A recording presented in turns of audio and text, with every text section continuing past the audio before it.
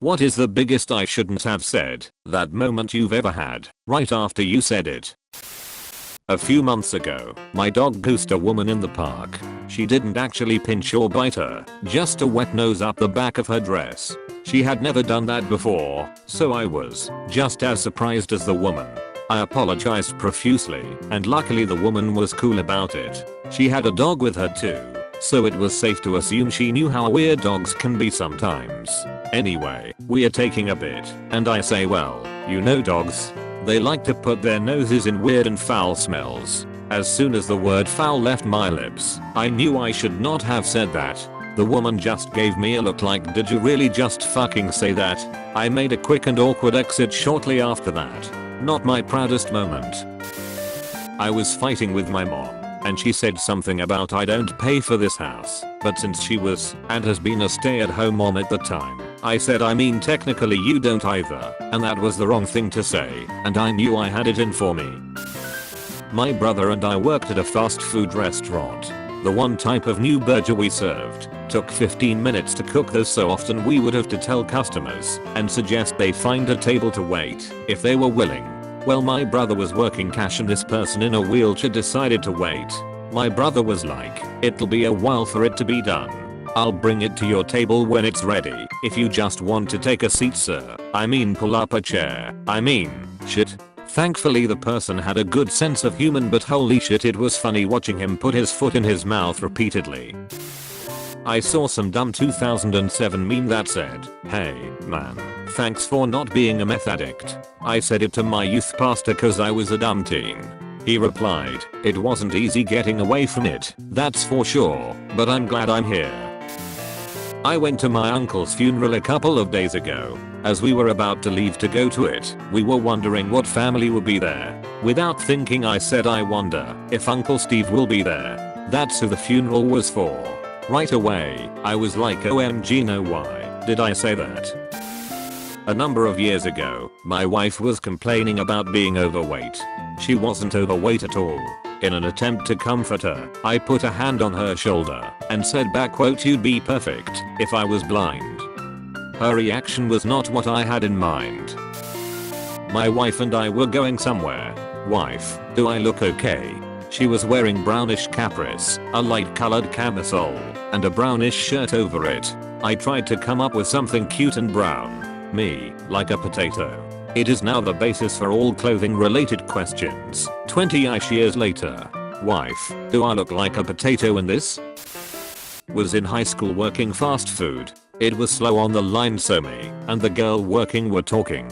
She was complaining about her weight, so without really thinking I said, oh come on, you're not that fat, and knew how badly I had screwed up before finishing the sentence.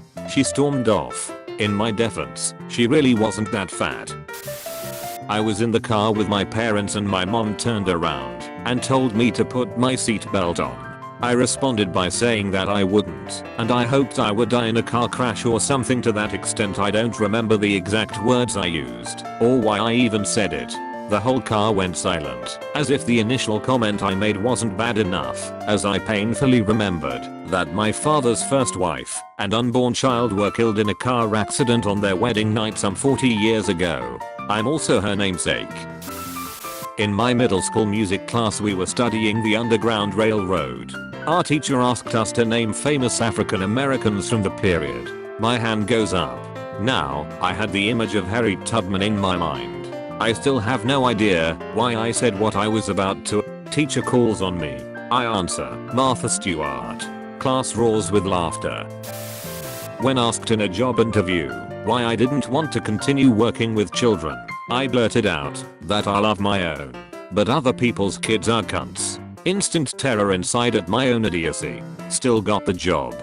Guess she agreed. I made someone cry by accident. A friend of mine told me her grandmother passed away recently, and how much she was struggling to cope with that. So, later that day we were discussing about a school related project with some other friends. We were not going to finish our project before the deadline, so I jokingly said, well, what if we pretend someone's family member died, and that's why we couldn't focus that well? Right after saying that I looked at my friend who began to tear up a bit. I immediately thought, oh shit, that's right. I'm an idiot. My mum was in hospital. As it turns out, she would never leave the hospital. But at this stage she was sick, but not that sick. She had a private room with a little enclosed garden outside. She had a blue-tongued lizard who lived in the garden, and she would pass her long days watching the lizard scurry around and catch bugs and lazing in the sun. She would tell us every time we visited what the lizard had been up to, the funny things it had done, and made her smile during the day. She lit up when telling me about its adventures. One day when I came in to visit, the blue tongue was out the front of her room in the car park. It had been hit by a car and killed. I went to visit mum, and she was very sad. She hadn't seen her friend the lizard all day. I said to her, oh yeah, I saw him out in the car park.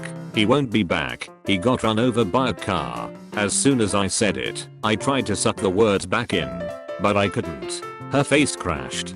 She was crushed. I tried to say maybe it was another lizard, or that her lizard would be back, but it was no good. The damage was done. A week later she died. She had been in the hospital for 3 months and was getting better, they thought. But this day, she just died. They thought she had just given up. That was in 1996, 22 and a bit years ago. And I still wake from sleep thinking about that. I still shudder every time I recall how stupid I had been. I'm now a 50-year-old man, and I can never and will never forgive myself for that stupid statement. It still makes me cry. During my wedding ceremony I said with lusting devotion instead of lasting devotion.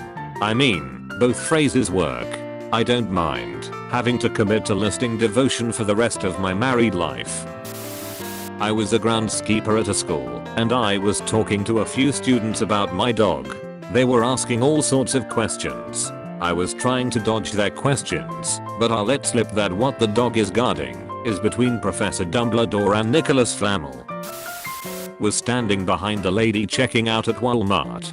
She had several 40 to 50 can packs of Bud Light that she was buying. It looked like she was stocking up for something, so I asked, having a party? She started at me for a second and said nope, just a Tuesday. One of the more cringe-worthy episodes I've had with random people. Edit. Several people have brought up that she might have been messing with me. While I wish that were the case, it wasn't. There was more to the interaction, where I put my foot even deeper in my mouth, that told me that firmly wasn't the case. For another, I live in a fairly rural area where there's a decent amount of alcoholism. My boss gave me some really menial shit work to do when he knew I was too busy for it. He was being a lazy ass and didn't want to do it. I literally grabbed one of his hands and looked hard at it. He took his hand back and asked what I was doing. And I looked him dead in the face and said, your hands look fine. 3 other coworkers were there around and tried their hardest to not burst out laughing. Pretty much as I was saying it, I regretted it. Business school interview over Skype. They were very interested in a global conference I was helping organize and suddenly asked, what would you do in the event of a terrorist attack? Blanked out. First thing out of my mouth was, well, the event's going to be a bomb. I didn't get in. I was doing work at the family farm when our mom's insurance rep was visiting. I overheard them explaining her benefits, that the insurance will pay out at death or age 100. Mom, I'm pretty sure my time will come before I'm 100. Me, if not, we'll just take you out back and put you down. The insurance guy looked like a deer in headlights. My 80-year-old mom got up and chased me down laughing to give me a fake spanking. Eater, my mom just called. We revisited that moment and laughed again. Haha. We had a friend of the family, my grandma's lifelong friend, who was labeled the crazy cat lady. She had several dozen cats, most were feral, and lived outside, but occasionally she'd nurse and tame sick kittens when they came around, and they'd become inside cats. Most had feline AIDS and left snotty marks on the walls from the constantly sick cats sneezing on them. The whole house reeked of ammonia from the dozen litter boxes she placed in her open garage and basement. Anyway, she was a kind lady, and after her husband passed it became my dad's personal responsibility to make sure all her heavy lifting was taken care of. So after all these years of sick cats and ignoring warnings from friends, naturally she gets bit and it gets infected. It was horrific. It just kept getting worse and worse to the point her foot had to be amputated. Cut to the point. One day my dad volunteers me to help him clean the litter and power wash her garage. I'm a dickhead teen at the time, so naturally I complain about how the smell makes me sick, and I hate cats, so why do I have to be the one to blah blah, I'm an entitled prick.